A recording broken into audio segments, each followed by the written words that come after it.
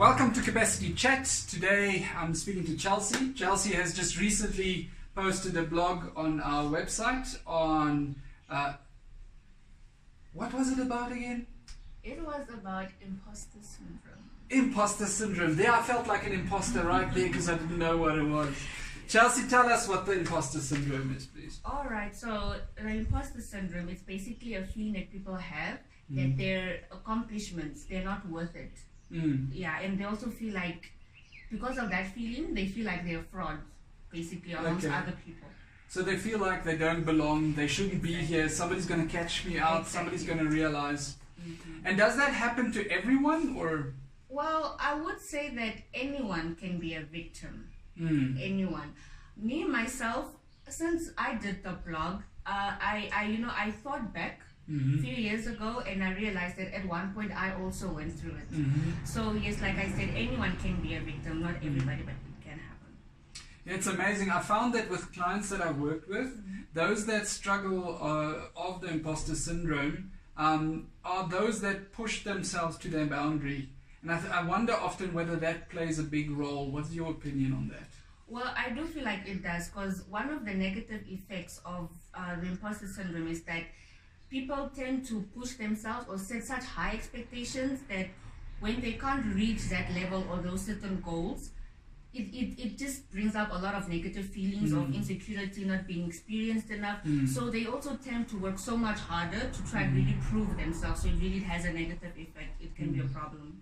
And then when they've achieved that goal and they're there, they always feel like somebody's going to knock on the door and say, hey, we know about you. We don't know you don't know everything. Eh? Yes. Yeah, so I think that a lot of leaders actually have that challenge in the industry. And as they lead their team, they have this imposter syndrome. I think it's got to do with the wild horse as well, where they think the worst about themselves. And because of that, they're not able to listen to people as effectively, and they're not able to bring their point over as effectively as they should. Because if I think I'm going to be caught out, I'd rather not give my opinion and keep it to myself. Yeah, just to add on, I've also noticed that in the blog, when I was writing, I noticed that through my research that people also tend to not talk about this because someone else will understand. So if I come to you and I'm like, listen, CD, I feel like I'm an imposter, and you're looking at my qualifications and you see that, oh, this person has done so good in their academic field. So for you, you won't understand. But for me, that's suffering through this, it's difficult to explain to you.